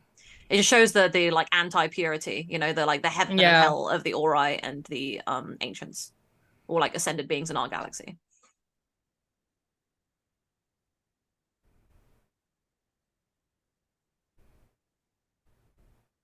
Raj Lothar, it's mentioned in the Ascended Collective of the Milky Way and Pegasus galaxies can do many things, but do not interact with the lower planes.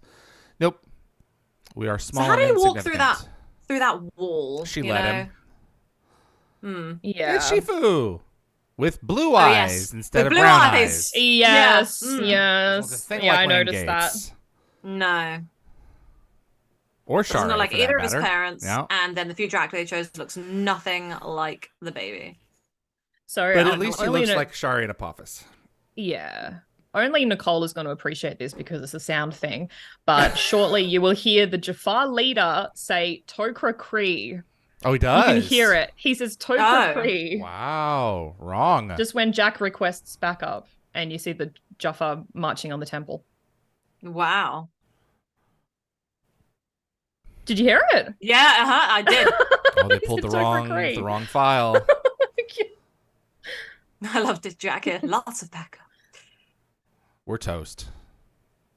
I love just their way of dealing with danger. It's just so chill. They're just like, oh, we're screwed. What do? It's 2,000 troops. I mean, this is Battle of Thermopylae all over again. Except with far fewer Spartans.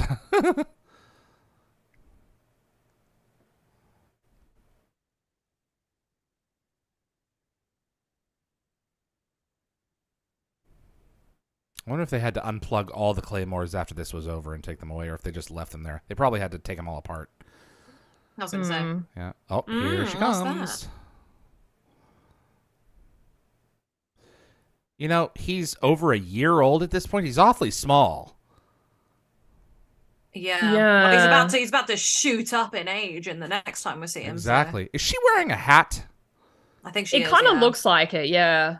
Some sort of headdress. Kind of like a monk, like a nun, like a habit.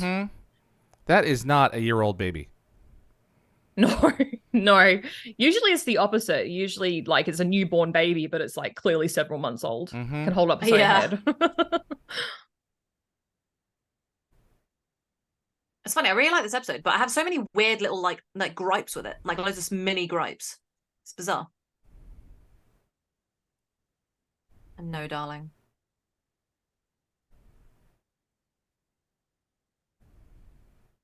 But you will. But you basically won't be able to use them. That baby's awfully patient. Yeah. So I'll just chill here. Maybe it had just been fed. Maybe. Yeah. I'll just hang out and let you finish your line. Apparently, as a baby, I was not a screaming baby. I was a very calm, whatever baby. And I think that's why I talk so much now, to compensate for the fact that I didn't talk loads as a child. So lucky us. That's hilarious. Wow, dripping with sarcasm. I laid the path for me to get roasted, and David followed through. I appreciate it. Oh, that's hilarious. Well, it's funny because I was the opposite. I had colic, and now me too. Yeah, I sure did. Now I struggle to communicate. You don't struggle. No, you do a great job. 10 out of 10. Jed said, sounded like Jaffa Cree to me. It may have had the volume down, though. It just sounded like there was a couple of times. There was definitely a cry in there. Yeah, I'm pretty sure it was. And then a syllable just before the cr. So it's like, well, let's put two and two together. She puts a lot of faith in Daniel here. He could have walked off with the kid. I love that she met him and went, this guy is it. He is the best guy around. You know? It makes me so happy. I will say, I think Daniel is the goodest boy in the whole universe. Like, no one beats him for best guy. So the caption just said Jomo Sekun. That's awfully close to the warrior. Uh-oh. Yeah. Yeah, see, they kill him, but Oma doesn't let them kill anyone else. No. Maybe it was his time to ascend.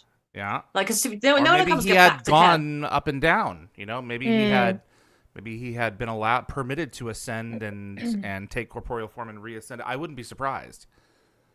She basically leaves Keb permanently from here, right? So it's like she's might as well have the monk come along as well, and just everyone leave together. I mean, she has. We're talking about a lifespan of thousands of years, so she probably comes and goes. Yeah.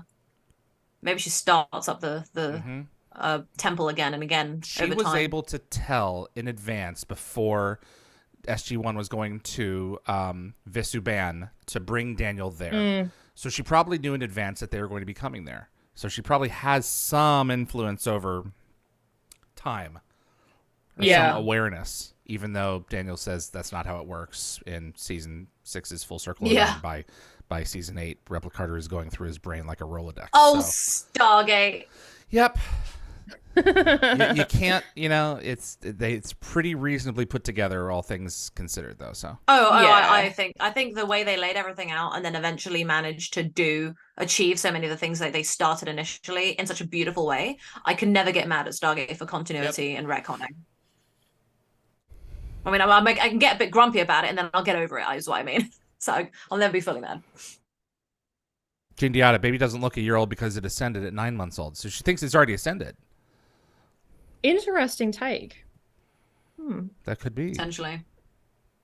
Jacob said, Nicole, unless he's hooked up on a sarcophagus, about my Daniel being the best boy. Yeah, it wasn't his fault, okay? Drugs are bad. Don't do drugs, kids. Here we go, Oma. Now, I love this line, bye. But what is this shot taken from? There's clearly a movie reference in that. So Raiders of the Lost Ark is what I was going to say. Yeah. So absolutely. Very Raiders of the Lost Ark.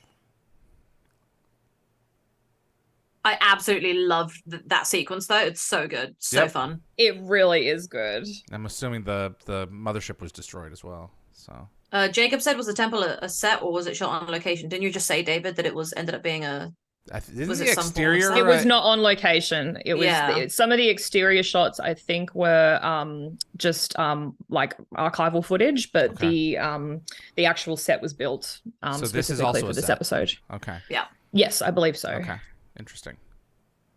And Dan Bench said he's never seen Indiana Jones before. Please get on that. Wow. No. Okay. At least the original 3. Yeah. Overcooked Jaffa, take 2. Yeah. very cool effect. The music makes me feel all like, excited and like hopeful. And it's very nice. Sorry, David. No, I love it. I mean, as in you can't hear it. She's wearing some kind of a habit.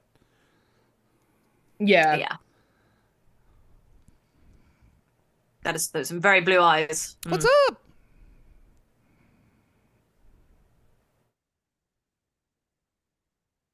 He's either inferring a lot or he's in some kind of telepathic communication with her on some level. I love that. Mm-hmm. This is so cute. I'll see you again. I actually really like that shot when she like flies past him. Yep. That's great.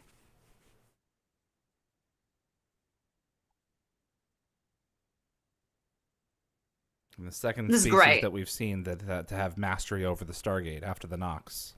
Yeah. Shouldn't have to push any buttons. It just responds to her will. So Oma isn't an ancient. She's just pretty old. We don't know. Merlin knows her. I don't believe she was a part of the final Atlantis exodus back to Earth. If that is the case, then I think she may be, though, because that was the first really group of ancients who learned to ascend, as far as we know. The ones who came back from Atlantis and then settled on Earth and pressed forward with enlightenment. Because Janice didn't ascend, did he? Janice did not. I don't think so. But we don't know for sure. Him and Oma would have had a great time. They would have been a great couple. Couple? Just my shipper brain working. They would have been a great team and potentially a couple. I would have loved to see like them two chatting. That's and a digital nice gate. Time. That's pretty cool. That looks a bit like a weird gate. Yeah. Any one of them that coming right out of the ground, there's a digital gate.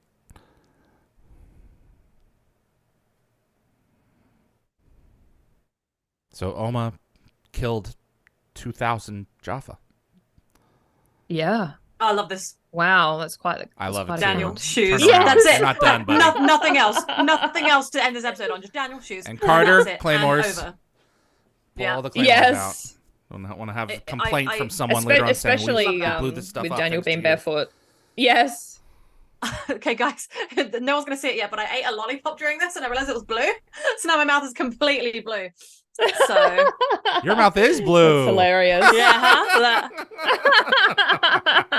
me cut back. Everyone can see it and laugh at it. Oh, that's funny. I was trying to have water, trying to fix it, and I was like, it's gone Water's now. not going to do anything. Your teeth are a bit blue as well. That was I know. that was maternal instinct, everyone. That was maternal instinct. Thanks for watching with us, and Nicole's blue mouth. I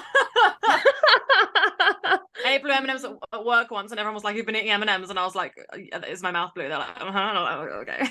But yeah, Stargate, woo! This is the event horizon. My mouth is the new pool. Okay, All right. so Okay, Garen. All right. What's Thoughts, a good time. ruminations, considerations. Report in. Yvie.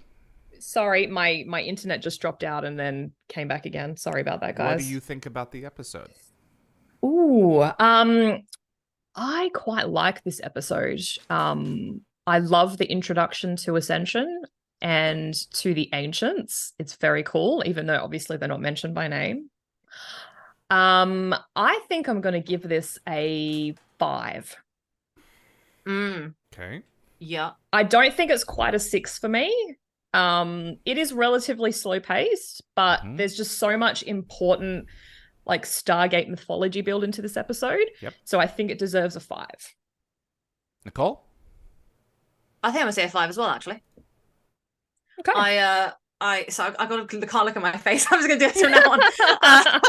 I think that it's a really blue in the mouth. It's so blue. I can't look at myself. I think it's a really, really good time. I think that I like the fact that it created so many conversations between all of us about like how religion is and like how, like life and belief. I think it's a good thought-provoking episode. It sets up so much for Daniel, and this is like, I say that Tom and Tantalus is like the beginning of the ancient storyline and like where Atlantis is going to be. This is like the beginning of like the Ascension storyline, which is essentially the ancients, so much of Atlantis, and then the Ori inevitably, and Anubis's epic reveal of being half ascended, which is just so cool. I love absolutely that plot twist. Yeah, I think this episode sets up so much, but it's another example of like, I'm loving an episode that came that's like that's going to cause a bunch of cool stuff to happen, but like the cool stuff hasn't happened yet. So I'm looking at it with like those rose tinted goggles, but I don't care. It's great. It's That's a 5. really cool. Yeah. Yeah, I agree. Yeah. This is a 6 for me. Okay. The Jack banter is on point in this episode. It is it is core Stargate's goodness content. The Daniel exploration of self episodes are really important for me. Torment of Tantalus. The Daniel ones are my favorite ones. Whenever he's a self-exploration, I think he's the heart and soul of the show. So it really hits me that him beginning to find his true path, finding his purpose, which is in this episode. So this is a 6 for me. So beautiful. Yeah. Okay. In addition to all the reasons that you guys mentioned, because it is really the start of the Ascension. Yeah, we're kind of on the same. They sort of tie them together with the Ancients later on. So. But it works. I think Rob's a genius for creating this one. Oh, he is. I love when a good storyline just fits together. It's amazing what one episode can do for an entire franchise, like with this show. Like they'll just do one good episode and they'll go, "Oh, we're going to run with that for a long time." Absolutely. And then, But it's like they don't even realize what they've done yet. Like they'll do an episode and then years later it will be hugely relevant and amazing, and you're just like, wow, what the hell, like how did they do that? Gene Deotta, it's good though. Gene Deotta Smith, Omid killed 2,000 Jaffa while holding a baby. Yeah, what MVP. Oh my god, yes, that's funny. Brilliant. Okay, so I'm gonna start going through the ratings for everyone else now. So we've got Anthony with a 6 from me. Lockwatcher says, I would give this 5 chevrons. Not my favorite, but the dispatch Jafar in the end was great. Yeah, it's very good. Like I said, it's like not my favorite. We gave it a 5 as well, and we love it. So yeah, it's great. Gago Fett said, thank you for hosting these watch parties. Oh, you're welcome. Thank you for coming. Absolutely. We appreciate you and everyone and all the input. It's really fun. Yeah. Click that like button. Click that like button. We need more likes. Subscribe, follow us on social media on X brackets Twitter, Instagram, Facebook. Gecko Pet said 7 out of 7 for me. It's a must-watch episode. I agree. Gene Deotta said it's a 6. Begins the deep lore. Barefooted Daniel. Yeah. So your obsession with Daniel makes me so happy, Gene Deotta. And Steve Basic loses a point for the dead baby. Lol. I think Gene Deotta has a lot of beef with how Ascension works in this episode, and that's completely valid. Mac Berlin's conscience says 6. Raj Luthra says my rating for Maternal Instinct is a 6 out of 7. Jacob says this episode is a wow. What a trip. Pays off so many times down the road. 7 chevrons from me. I agree. And then Lockwatcher said, thank you, David, Yvie, and Nicole. Can't wait for the giant aliens next week. The giant aliens will come next week. Giant aliens. And then we've got Shimmering Victoria with a 5 out of 7. It's an important lore episode for the overall series, but it's a bit slow at times. So I sometimes skip it, sometimes don't. Really depends. Yeah, I respect that. It is quite slow. For Daniel standing in a room for most of the episode and just kind of standing around and like not too much exciting stuff happening, it is a really good episode still. Jedhead says 6 chevrons gets me excited for future ancient stuff. Yes, that's why we kept bringing up Ascension. Like we couldn't help but go on a whole tangent because it's so good. That's another episode of Stargate. Nothing to do with ancients. Becca says 5. It's an important episode with lots of development, but it's one of those ones that feels a bit slow when you've watched it too many times. Yeah. Remy says 5 out of 7. Just imagine how different the show would have been if Daniel kept some of the powers from the spiritual experience. It would have been very expensive. There's an empty gold mothership on the planet. That's a good point. There's just a ship just sitting around. I think she destroyed. I think they're as toasted as the Death Gliders. She could have left them the ship for future purposes. Oh dear. Would you have trusted them with the ship? After Anubis? Not at this stage. I don't think so. No. Well, she trusted Daniel, which was very, interesting. And Dan Ben says 5 out of a 7 chevrons. Good episode. And Jacob said, in hindsight, Keb must be one of the most important planets SG-1 went to. What's everyone's thoughts on this? Yeah. That's why I've been so excited to get to Maternal Instinct. Very important. My hype wasn't very elevated for it, but I was so excited to get to this because it really is just like they go to loads of planets and a lot of them are just one-off funsies. And this is not. Wouldn't have been surprised if Apophis came back with his mothership and torched it from orbit. Yeah. If you think it through. Gave it the good old Dakara treatment.